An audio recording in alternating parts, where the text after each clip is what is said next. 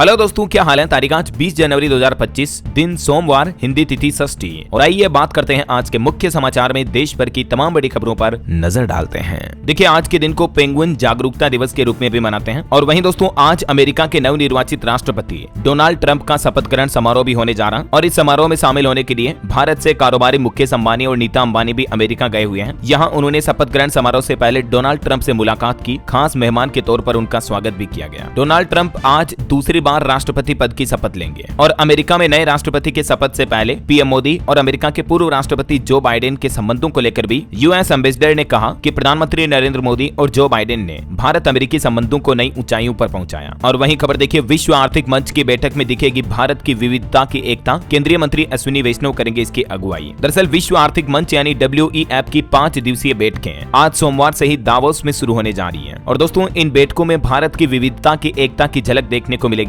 WEF में आज सोमवार से दुनिया के अमीर और ताकतवर लोग जुटेंगे। और अच्छी बात यह है कि भारत भी इस बार अपना अब तक का सबसे बड़ा दल दावोस भेज रहा है। इसमें भारतीय प्रतिनिधिमंडल में तकरीबन 5 तो केंद्रीय मंत्री, 3 मुख्यमंत्री और कई राज्यों के मंत्रियों के साथ ही करीब 100 से भी ज्यादा मुख्य कार्यपालक अधिकारी भारत से दावोस में इस बैठक में हिस्सा लेंगे, है ना। और वहीं कल एक बड़ी दुर्घटना हो गई, आपको पता होगा, महाकुंभ में आग लगी। महाकुंभ मेले में यह बड़ा हादसा हुआ। टेंट में गैस सिलेंडर में विस्फोट की वजह से भीषण आग लग गई। हालांकि मौके पर पहुंची फायर ब्रिगेड की गाड़ियां। महाकुंभ मेले के सेक्टर 19 में सिलेंडर फटने की वजह से यह आग लगी, जिसमें 18 सिविल चपेट में आ गए। इस घटना के बाद प्रधानमंत्री नरेंद्र मोदी ने उत्तर प्रदेश के मुख्यमंत्री योगी आदित्यनाथ से भी फोन पर बातचीत की और घटना के बारे में जानकारी ली। इस महाकुंभ मेले की आग में गीता प्रेस के तकरीबन 180 कोटेज जल गए। खाना बनाते वक्त रेस्टोरेंट में सिलेंडर ब्लास्ट की वजह से यह आग लगने की आशंका बताई जा रही है। हालांकि अच्छी बात यह रही कि 1 घंटे के अंदर ही आग पर काबू पा लिया गया। इस घटना के बाद मुख्यमंत्री योगी आदित्यनाथ भी तुरंत प्रयागराज पहुंचे, हालातों का जायजा लिया। महाकुंभ से जुड़े कुछ और अपडेट है, मैं आपको आगे बताऊंगा। फिलहाल देखिए अगली खबर। प्रधानमंत्री नरेंद्र मोदी ने इस साल 2025 के अंत तक टीबी को खत्म करने का लक्ष्य तय किया है। IIM अहमदाबाद में आयोजित हेल्थ केयर समिट 2025 में केंद्रीय मंत्री JP नड्डा ने भारत सरकार की आयुष्मान भारत योजना की तारीफ करते हुए कहा कि इससे 4 करोड़ 20 लाख से भी ज्यादा नागरिकों को लाभ प्राप्त हुआ है। और अभी AI के उपयोग से भी हेल्थ केयर सेक्टर की दिशा में तेजी से आगे बढ़ने के प्रयास किए जा रहे हैं। और सरकार ने यह लक्ष्य तय किया दोस्तों कि इस साल तक भारत से टीबी को कंप्लीटली खत्म किया जाए, यानी टीबी मुक्त भारत का सपना पूरा करने का प्लान है। चलिए अगली बड़ी खबर देखिए। राहुल गांधी ने व्हाइट टी शर्ट मूवमेंट की शुरुआत की, जिसमें राहुल गांधी का प्लान है देश में गरीबों के लिए न्याय की आवाज उठाएंगे। उन्होंने कहा कि मोदी सरकार की गलत नीतियों से गरीब परेशान है। वहीं खबर है दोस्तों, राहुल गांधी के खिलाफ असम राज्य में गैर जमानती FIR भी दर्ज हुई, क्योंकि 3 दिन पहले उन्होंने एक बयान दिया था। कहा कि कांग्रेस, भाजपा, RSS और इंडियन स्टेट के खिलाफ लड़ रही है। तो उनके इसी बयान को लेकर असम के गुवाहाटी में पुलिस स्टेशन में उनके खिलाफ FIR भी दर्ज हुई है। और इधर दिल्ली विधानसभा चुनाव के कुछ अपडेट्स देखिए दोस्तों। दिल्ली के मुख्यमंत्री आतिशी बोले कि केजरीवाल पर हमला करने वाले 3 लोग भाजपा प्रत्याशी प्रवेश वर्मा के करीबी हैं और तीनों अपराधी रहे हैं। कल ही यह घटना हुई थी, आपको पता होगा, पत्थर वगैरह फेंकने की। वहीं दिल्ली में विधानसभा चुनाव में अब तक 1040 उम्मीदवार मैदान में उतर चुके हैं। 477 नामांकन खारिज हुए।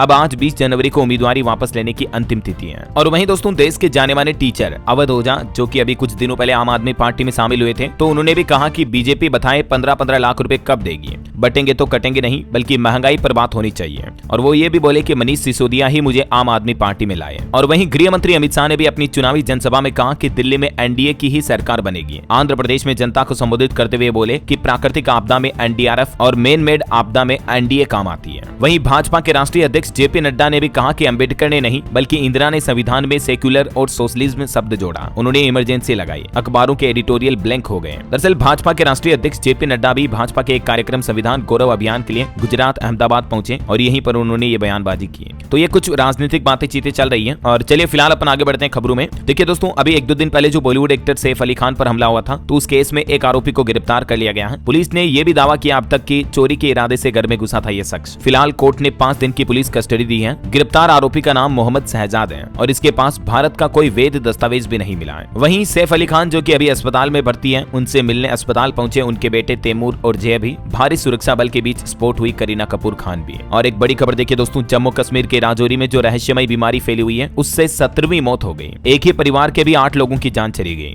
हालांकि जम्मू के स्वास्थ्य मंत्री का कहना है कि घबराने की जरूरत नहीं है। अभी केंद्र सरकार ने भी जम्मू कश्मीर में इस रहस्यमय बीमारी की जांच के लिए एक टीम भी भेजी है। वहीं जम्मू कश्मीर श्रीनगर रेलवे लाइन का भी ट्रायल रन पूरा हुआ। 272 किलोमीटर लाइन पर 111 किलोमीटर की सुरंगें बनाई गई हैं। चिनाब नदी पर बना दुनिया का सबसे ऊंचा रेलवे पुल भी। ये पुल की तस्वीर भी आप देख सकते हैं। और दोस्तों, जम्मू कश्मीर के सोपोर में देखिए सुरक्षा बलों और आतंकियों के बीच मुठभेड़ भी हुई। सर्च ऑपरेशन के दौरान आतंकियों ने फायरिंग शुरू की, 2 लोगों को घेरा भी गया। वहीं किसान आंदोलन पर बड़ा अपडेट आ रहा। डल्लेवाल साल के मेडिकल हेल्प लेने के बाद 121 किसानों ने भी अपना आमरण अनशन तोड़ दिया है और सरकार ने जो किसानों से बातचीत का आश्वासन दिया, इस फैसले का भी किसानों ने स्वागत किया है। अभी खनौरी बॉर्डर पर जो लगभग 121 किसान आमरण अनशन पर थे तो आखिरकार खत्म कर दिया है और अगले महीने 14 फरवरी को केंद्र सरकार और किसानों के बीच बैठक होगी। वहीं जो किसान नेता डल्लेवाल 55 दिन से अनशन पर बैठे हैं, उनको भी कल ग्लूकोज चढ़ाया गया। केंद्र सरकार जो बातचीत के लिए तैयार हुई तो अब उन्होंने अपना अनशन खोलने का फैसला किया है। कृषि मंत्रालय के अफसर खनौरी बॉर्डर पर भी पहुंचे और वहीं कल आपको पता होगा पीएम मोदी ने अपने इस साल 2025 की पहली मन की बात का कार्यक्रम भी आयोजित किया। पीएम ने मन की बात में संविधान, गणतंत्र दिवस और महाकुंभ पर भी चर्चा की और प्रधानमंत्री मोदी ने मन की बात में चुनाव आयोग की सराहना करते हुए हर चुनाव में देशवासियों को वोट देने की अपील भी की है। भारत के स्पेस सेक्टर की भी ऐतिहासिक उपलब्धियों को सराहा, देश के पहले प्राइवेट स्पेसशिप का भी जिक्र किया। मोदी बोले कि हमें विकास के साथ विरासत को भी सहेजना है। महाकुंभ पर चर्चा करते हुए प्रधानमंत्री बोले कि दुनिया भर से लोग आ रहे हैं, ये सामाजिक एकता को बढ़ावा देने वाला पर्व है। महाकुंभ पर पीएम बोले कि एकता, समता और समरसता का ये संगम है। युवाओं के जुड़ने से स्वर्णिम भविष्य सुनिश्चित होगा। और प्रधानमंत्री को छत्तीसगढ़ का टाइगर रिजर्व भी भाया। मन की बात कार्यक्रम में इसका भी जिक्र करते हुए उन्होंने कहा कि डॉक्टर रमन सिंह ने दिल्ली में मुलाकात की। और दोस्तों, उत्तर प्रदेश के ठाकुर मिश्रा की ये दास्तां देखिए जरा। मिश्रा ने हजारों कन्नड़ परिवारों को रोजगार दिया। जिस धारवाड़ पेड़ा की मोदी ने तारीफ की, उसके लोकल से ग्लोबल बनने तक की कहानी भी काफी मोटिवेशनल है। चलिए अगली बड़ी अच्छी खबर देखिए दोस्तों। भाला फेंक जेवलिन थ्रो के ओलंपियन नीरज चोपड़ा ने शादी कर ली है। उन्होंने सोशल मीडिया पर अपनी पत्नी संग फोटो डालते हुए लिखा कि जीवन के एक नए अध्याय की शुरुआत अपने परिवार के साथ। ये तस्वीर आप देख सकते हैं। Many many congrats Neeraj Chopra और उनकी फैमिली को। ईश्वर हमेशा इनके परिवार को खुश रखे। और खेल जगत में भी भारत ने एक बड़ी उपलब्धि हासिल की है दोस्तों। खो खो की पहली वर्ल्ड चैंपियन बनी भारत की mains women's team.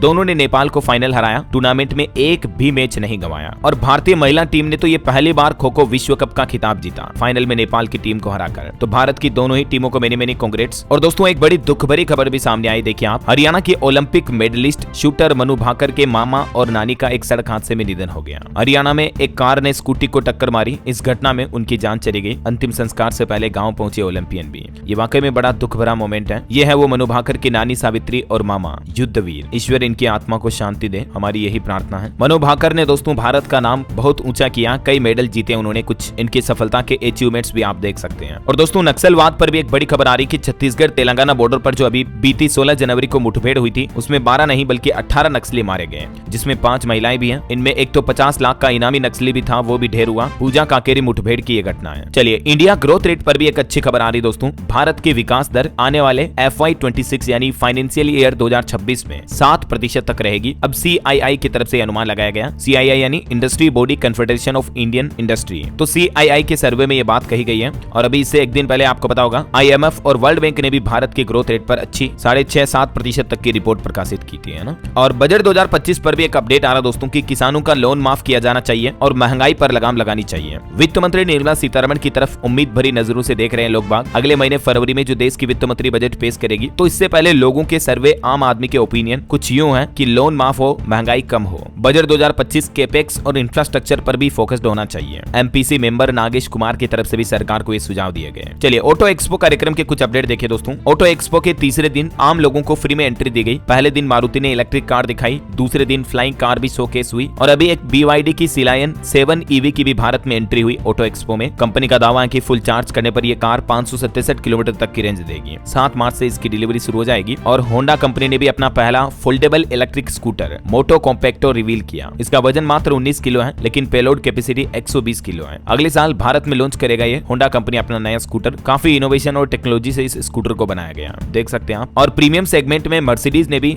G-Wagon 580 electric SUV showcase की। ये कार एक ही जगह पर खड़े खड़े 360 डिग्री घूम सकती है। इसकी कीमत तकरीबन 3 करोड़ रुपए है। MG मोटर्स ने भी नई SUV मैजेस्टर शोकेस की। ये MG ग्लोस्टर का ही एक फेसलिफ्ट मॉडल है। और भी दोस्तों, टेक्नोलॉजी का एक अनोखा इनोवेशन देखने को मिला। पहली 6 सीटर फ्लाइंग टैक्सी भी रिवील हुई। 160 किलोमीटर इसकी मैक्सिमम रेंज है और इसका किराया भी प्रीमियम टैक्सी सर्विस के बराबर ही होगा। और ये फ्लाइंग टैक्सी पेश की गई है एरोस्पेस स्टार्टअप सरला एविएशन की तरफ से। दोस्तों, इस बार के ऑटो एक्सपो 2025 में लॉन्च हुई कारों में 90% EV कारें हैं, मतलब इलेक्ट्रिक व्हीकल हैं। और ये सभी प्रीमियम सेगमेंट की कारें हैं जो कि सेफ ड्राइविंग में मदद करेगी। इनमें से अधिकतर कारों में ऑटो ड्राइवर मोड भी है, जो कि ड्राइवर को रिस्क फ्री रखेगा, है ना। चलिए, अगला अपडेट देखिए। इंश्योरेंस को लेकर सरकार की तरफ से एक आम सूचना जारी की गई कि बेहतर सर्विस के लिए आप अपनी हेल्थ इंश्योरेंस कंपनी भी बदल सकते हैं। मतलब आपने कोई इंश्योरेंस पॉलिसी ले रखी है तो हर पॉलिसी होल्डर को मौजूदा इंश्योरेंस कंपनी से किसी अन्य कंपनी में स्विच करने का अधिकार मिलता है। इंश्योरेंस रेगुलेटर IRDA की तरफ से साल 2011 से ही इंश्योरेंस खरीदारों को पोर्टेबिलिटी के अधिकार दिए गए हैं। मतलब जैसे आप मोबाइल के सिम को पोर्ट करवा सकते हैं। जैसे अगर आपको जियो अच्छी नहीं लग रही तो आप एयरटेल या वोडाफोन आइडिया या वीआई से जियो में किसी में भी स्विच कर सकते हैं, पोर्ट कर सकते हैं, राइट। तो ठीक ऐसे ही आप इंश्योरेंस पॉलिसी में भी पॉलिसी लेने के बाद भी अपनी कंपनी स्विच कर सकते हैं। हालांकि अगर आप इंश्योरेंस पोर्ट करवाते हो तो इस दौरान आपको किन किन बातों का ध्यान रखना चाहिए ये भी आप देख सकते हैं सूचना। और इसके अलावा इंश्योरेंस पोर्ट कराने में कुछ नुकसान भी हो सकते हैं आपको और कुछ बेनिफिट यानी फायदे भी होते हैं, तो ये भी डिटेल देख लीजिएगा आप, है ना। चलिए अगला अपडेट देखिए। उत्तर प्रदेश में एक नया नियम लागू हुआ। यूपी सरकार खुद करेगी संविदा कर्मियों की भर्ती और संविदा कर्मियों को आरक्षण का भी लाभ मिलेगा। अब मतलब बिचौलियों की भूमिका नहीं होगी, जैसे मतलब बीच में ठेकेदार कॉन्ट्रैक्टर होते हैं ना,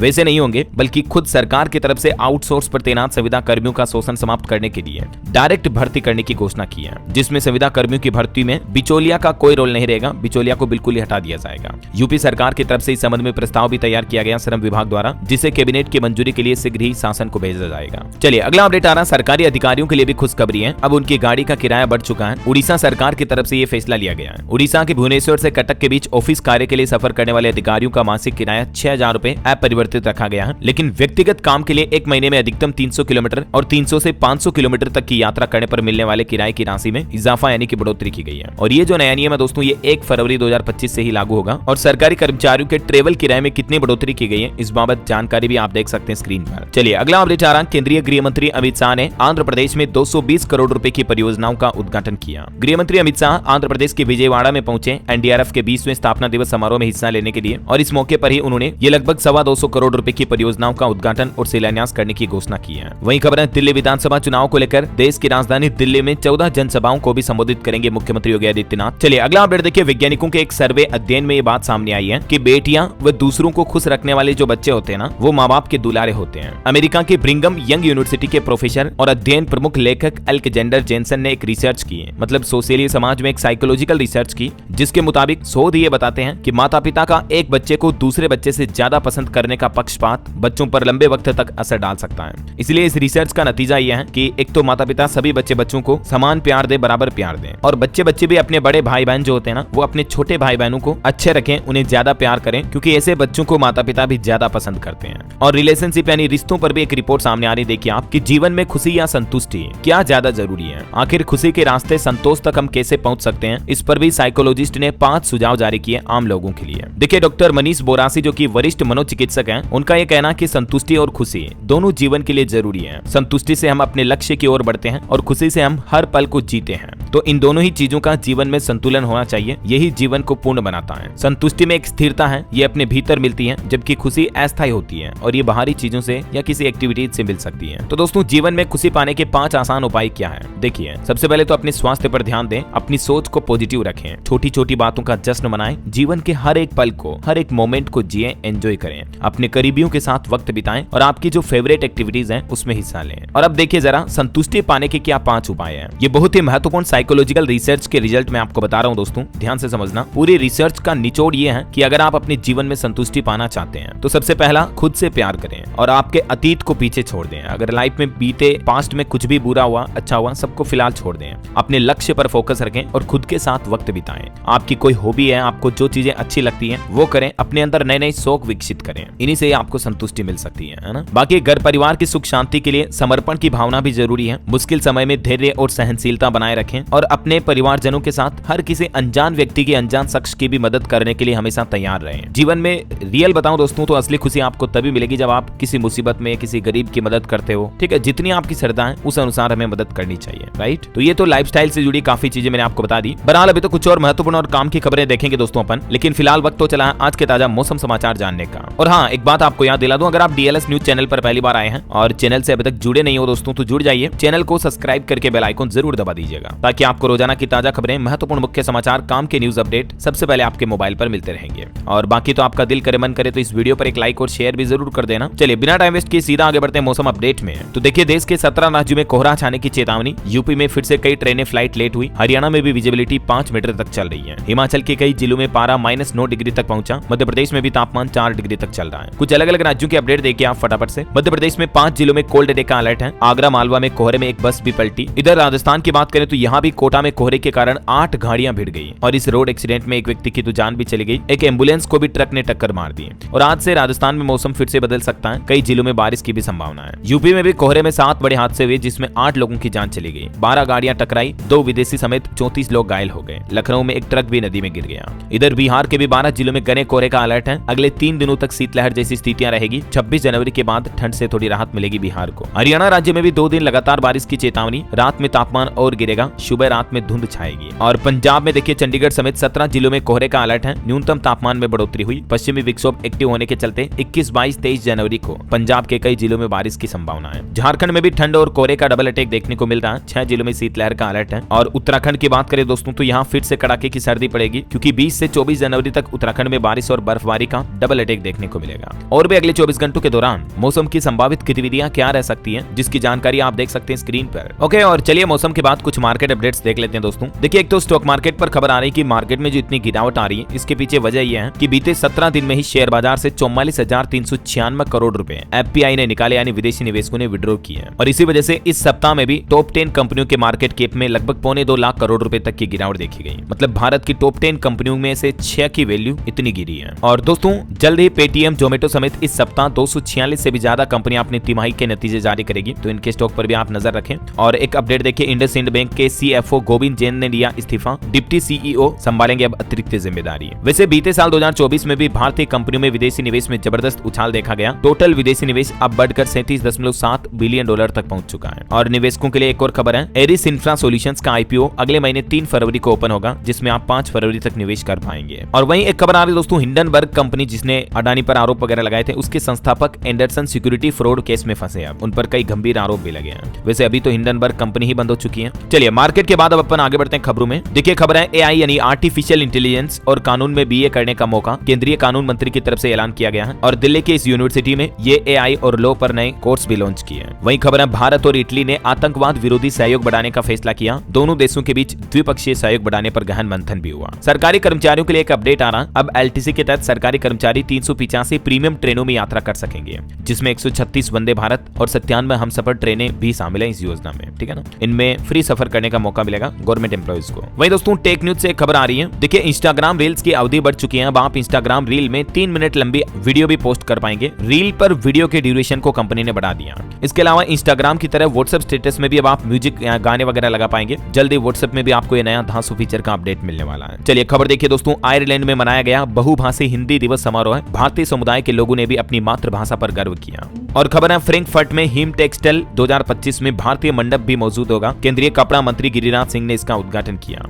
जर्मनी के मेसे फ्रैंकफर्ट में आयोजन हो रहा है। और देखिए उत्तराखंड में राष्ट्रीय खेलों का शुभारंभ करेंगे पीएम मोदी। इसके साथ ही उत्तराखंड राज्य को कई नई बड़ी सौगात भी देंगे। 38वें राष्ट्रीय खेलों का शुभारंभ 28 जनवरी को उत्तराखंड में होगा। ठीक है ना, इस दौरान पीएम मोदी राज्य के पहले खेल विश्वविद्यालय यानी स्पोर्ट्स यूनिवर्सिटी और एक महिला स्पोर्ट्स कॉलेज का भी शिलान्यास करेंगे। चलिए अगला अपडेट देखिए, डाक विभाग भारतीय संविधान अंगीकार करने के 75 साल पूरे होने के उपलक्ष्य में आज से नई दिल्ली में 3 दिन का समारोह भी आयोजित करने जा रहा है। इंडिया पोस्ट डिपार्टमेंट की तरफ से आयोजन होगा। चलिए दोस्तों महाकुंभ से जुड़े कुछ अपडेट देख लेते हैं फटाफट से। देखिए मुख्यमंत्री योगी आदित्यनाथ ने महाकुंभ को लेकर अफसरों के साथ मीटिंग की और कहा कि आने वाली मौनी अमावस्या पर 8-10 करोड़ लोगों के आने का अनुमान है, तो पुख्ता प्रबंध होने चाहिए। सीएम योगी ने हेलीकॉप्टर के जरिए महाकुंभ का पूरा नजारा देखा, स्टॉल पर जाकर ओडीओपी प्रोडक्ट भी देखे और मौनी अमावस्या की सुरक्षा को लेकर अफसरों के साथ ये मीटिंग की। वहीं खबर देखिए, महाकुंभ में गंगा में डूब रहे परिवार के 5 लोगों को बचाया गया। जो कल महाकुंभ में अग्निकांड हुआ था ना, तो उसके बाद शहर में भी भीषण जाम लग गया। एक बाबा ने भी यूट्यूबर को थप्पड़ मारे, चिमटे से भी पीटा। ये कुछ घटनाएं देखने को मिली महाकुंभ के 7वें दिन। 2 बड़े हादसे भी हुए हैं। और देखिए सीएम योगी को विदेशी महिलाओं ने शिव तांडव भी सुनाया। राम सिया राम के भजन और शिव तांडव को सुनकर मुख्यमंत्री ने भी हाथ जोड़े, बोले कि बहुत ही बढ़िया। राजस्थान के मुख्यमंत्री भजनलाल शर्मा ने भी महाकुंभ संगम में डुबकी लगाई, गंगा की पूजा भी की। और महाकुंभ में एक अनोखी झलक तो ये देखने को मिली कि दुश्मन देशों के नागरिक भी महाकुंभ में एक साथ नजर आए। रूस और यूक्रेन के लोग विष्णु देवानंद के शिविर में कर रहे हैं शिव नाम जाप, विश्व शांति की प्रार्थना भी की। और कुंभ श्रद्धालुओं के लिए एक अच्छी खबर तो यह है दोस्तों कि अब आप संगम पर रोपवे का भी मजा ले सकेंगे। 22 तारीख को योगी कैबिनेट की बैठक में कई प्रस्तावों को मंजूरी मिलेगी, जिसमें इस रोपवे प्रस्ताव को भी मंजूरी मिलने की संभावना है। वहीं खबर देखिए, इसरो यानी भारतीय अंतरिक्ष एजेंसी के वैज्ञानिकों ने भी गंगा को अर्पित किया चंद्रयान 3 का मॉडल और मिशन की सफलता के लिए आशीर्वाद भी मांगा। महाकुंभ में देखिए बेल और गोल्डन बाबा भी बने आकर्षण का केंद्र, जो कि शरीर पर पहनते हैं 6 करोड़ से भी ज्यादा का सोना। और दोस्तों इस बार मौनी अमावस्या के स्नान पर पहली बार महाकुंभ में भारतीय सेना यानी इंडियन आर्मी भी सहयोग करेगी व्यवस्थाओं में। रक्षा मंत्री राजनाथ सिंह ने भी सीएम योगी को लेकर ये बात कही। और एक खबर देखिए आप, एक महाकुंभ में जो महामंडलेश्वर मंडलेश्वर है, उनके पिता अमेरिकी कमांडर थे, जबकि बेटा महाकुंभ में महामंडलेश्वर बन गया। जबकि अच्छा पढ़ा लिखा है, इंजीनियरिंग में 30 लाख का पैकेज छोड़कर वो सन्यासी हो गया। ऐसे ही कई बाबाओं की कहानियां आपको महाकुंभ में देखने को मिलेगी, जो दुनियादारी को छोड़ आए, अच्छी खासी जॉब नौकरी के पैकेज को छोड़कर संत बन गए, अध्यात्म में खो गए। और वहीं देखिए भारत के पूर्व राष्ट्रपति रामनाथ कोविंद भी महाकुंभ पहुंचे और अभी वो स्वामी अवधेशानंद के शिविर में 6 दिन रहेंगे।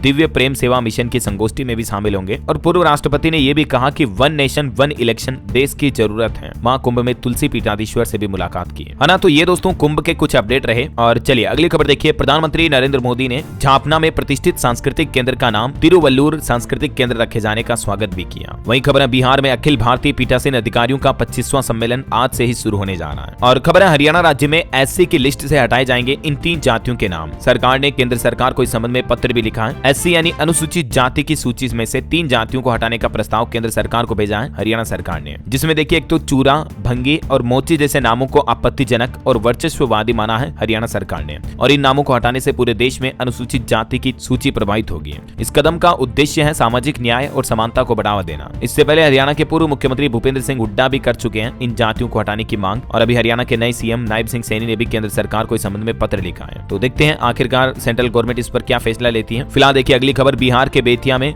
जहरीली शराब पीने की वजह से 6 लोगों की संदिग्ध मौत होने की खबर सामने आ रही है। वहीं खबर है 26 जनवरी से ही उत्तराखंड राज्य में यूनिफॉर्म सिविल कोड लागू हो जाएगा। मुख्यमंत्री पुष्कर सिंह धामी ने कैबिनेट की बैठक के बाद ये सख्त आदेश जारी किया। और खबर है दोस्तों जम्मू कश्मीर के मुख्यमंत्री उमर अब्दुल्ला की अध्यक्षता में भी कैबिनेट की बैठक होगी आज 20 जनवरी को। जम्मू के लिए कई महत्वपूर्ण निर्णय इसमें लिए जाएंगे। चलिए अगला अपडेट आ रहा है। करणवीर मेहरा बने बिग बॉस 18 के विनर। टॉप 3 से बाहर हुए रजत दलाल। आमिर खान बोले कि अगले सीजन में शाहरुख खान भी दिखेंगे। आखिरकार लोगों का इंतजार खत्म हुआ। करणवीर मेहरा बिग बॉस 18 के विनर घोषित हो चुके हैं। शो के होस्ट सलमान खान ने देर रात ये अनाउंसमेंट किया। करण को 50 लाख रुपए का कैश इनाम और ट्रॉफी भी मिली है। ये एक टीवी एक्टर भी रह चुके हैं करणवीर मेहरा। मैंने कांग्रेट्स इनको। और रजत दलाल को टॉप 3 से भी बाहर किया गया। अविनाश मिश्रा भी बाहर हुए हैं। और इस बिग बॉस के फाइनल एपिसोड में बिग बॉस OTT 2 के विनर एल्विश यादव भी पहुंचे थे, जिन्होंने सलमान खान के साथ पोज भी दिया। चलिए अगला अपडेट देखिए। दिल्ली के पूर्व मुख्यमंत्री अरविंद केजरीवाल ने प्रधानमंत्री नरेंद्र मोदी को एक पत्र लिखा और कहा कि मकान बनवाने के लिए दिल्ली के सफाई कर्मचारियों को भी जमीन दी जाए। वहीं खबर है दोस्तों इस मोबाइल ऐप से अनब्लॉक हो जाएगा आपका राशन कार्ड।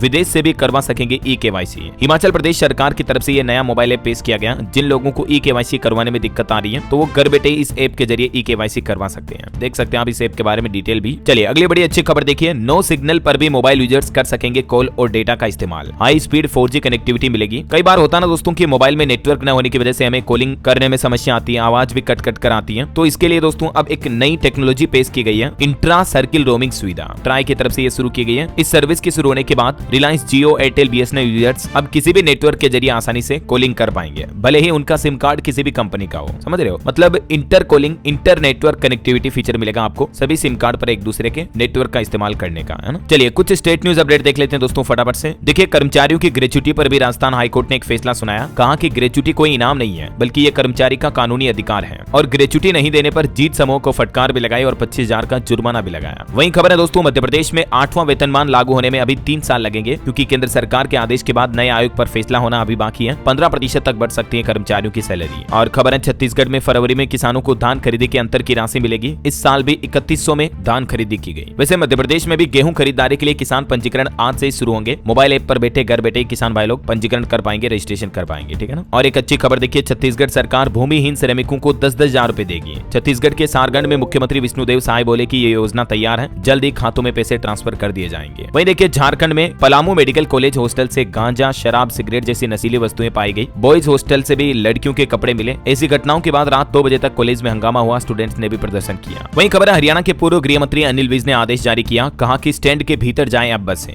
बाहर सवारियां उतारी और बिठाई तो थाने ले जाएगी पुलिस। रोडवेज बसों को लेकर हरियाणा के परिवहन मंत्री की तरफ से यह नया आदेश जारी किया गया। वहीं खबर है हरियाणा में भ्रष्ट पटवारियों की लिस्ट पर भी एसोसिएशन का ऐलान। 3 दिन काली पट्टी बांधकर काम करेंगे। बोले कि 2 नाम तो ऐसे हैं जिनकी मौत भी हो चुकी है। हरियाणा के जिंद में भी SKS सर्व कर्मचारी संघ की तरफ से 15 मांगों को लेकर यह सम्मेलन किया गया। फरवरी में 4 दिन तक सभी जिलों में प्रदर्शन होंगे। मुख्यमंत्री कैंप पर भी धरना देंगे। वहीं खबर देखिए दोस्तों, पंजाब के मुख्यमंत्री भगवंत मान बोले कि महिलाओं को जल्द ही दिए जाएंगे 1100 रुपए। आने वाले बजट में ये व्यवस्था करेगी पंजाब सरकार। और सड़क हादसों पर भी उन्होंने कहा कि मौतों में 47% तक की कमी आई है। वैसे अभी पंजाब सरकार ट्रैफिक नियमों को तोड़ने पर एक्शन लेने की भी तैयारी कर रही है। पुलिस कर्मी बॉडी बोर्न कैमरे पहनेंगे। पंजाब के 4 जिलों में 26 जनवरी गणतंत्र दिवस से ही ई चालान भी काटे जाएंगे। अब ये पंजाब सरकार नई ट्रैफिक व्यवस्था करने जा रही है राज्य में। वहीं खबर देखिए दोस्तों, पंजाब चंडीगढ़ पीजीआई में बड़ी भर्ती का ऐलान। 1182 नए पदों पर नियुक्तियां होगी। 534 पूर्व सैनिक सुरक्षा कर्मी भी शामिल किए जाएंगे। और हिमाचल वासियों के लिए भी अच्छी खबर है। मनाली विंटर कार्निवल में 75 करोड़ की योजनाओं की सौगात देंगे। मुख्यमंत्री सुखविंदर सिंह सुक्खू 8 बड़ी परियोजनाओं का शिलान्यास करेंगे आज 20 जनवरी को। वहीं दोस्तों हिमाचल में आज हल्की बारिश और बर्फबारी के भी आसार हैं। 21 तारीख से नया वेस्टर्न डिस्टर्बेंस सक्रिय होगा। आगामी 3 दिन तक बारिश और स्नोफॉल का भी अलर्ट रहेगा। चलिए खबर है, उत्तराखंड में पुलिस कर्मियों की छुट्टियों पर भी रोक लगाई गई। अगले 15 दिन चुनौतीपूर्ण रहेंगे। इसी वजह से गणतंत्र दिवस वगैरह के चलते उत्तराखंड में भी पुलिसकर्मी छुट्टी नहीं ले सकेंगे, है ना।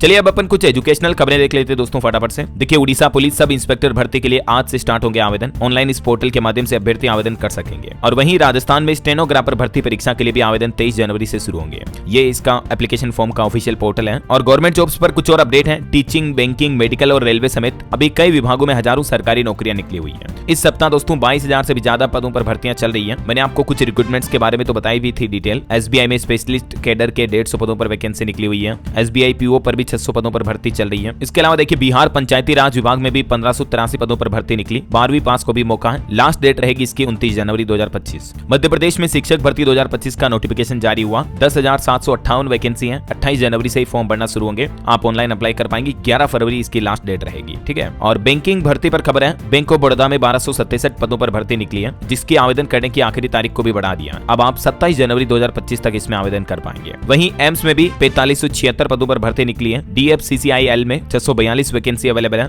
तो कई सारे रिक्रूटमेंट गवर्नमेंट जॉब्स के बारे में आज दिन में मैं आपको अलग से सेपरेट वीडियो में बता दूंगा कि इस सप्ताह की कौन कौन सी जॉब्स अवेलेबल है, ठीक है ना। चलिए अंतर्राष्ट्रीय न्यूज पर खबर आ रही दोस्तों। आखिरकार इजराइल हमास के बीच खत्म हुआ युद्ध। गाजा में सीजफायर लागू हुआ। पीएम नेतन्याहू बोले कि मिल गई बंधकों की लिस्ट। गाजा में शांत हो गई बंदूकें। 3 इजरायली बंधकों की रिहाई के बाद अमेरिका के पूर्व राष्ट्रपति जो बाइडेन ने भी ये बयान दिया। ओके, और चलिए अंत में आज के राशिफल पर नजर डाल लेते हैं। देखिए मकर राशि वालों के रुके काम पूरे होंगे। सिंह, धनु और कुंभ राशि वालों को भी आज सितारों का साथ मिल सकता है। और भी कुछ अलग अलग राशियों का राशिफल आप देख सकते हैं स्क्रीन पर। और हाँ दोस्तों, आप मुझे कमेंट करके बताइए कि महाकुंभ 2025 का समापन किस तारीख को होगा। कमेंट करके आपको लिखना है। साथ ही इस वीडियो को लाइक और शेयर करें। DLS न्यूज चैनल को भी सब्सक्राइब करके बेल आइकन जरूर दबा दीजिएगा, ताकि आपको रोजाना की ताजा खबरें, महत्वपूर्ण मुख्य समाचार, काम के न्यूज अपडेट सबसे पहले आपके मोबाइल पर मिलते रहेंगे। ओके, ख्याल रखिएगा अपने आप का, अपने परिवार का। मिलेंगे अगले नेक्स्ट अपडेट में। तब तक के लिए जय हिंद, जय भारत, वंदे मातरम।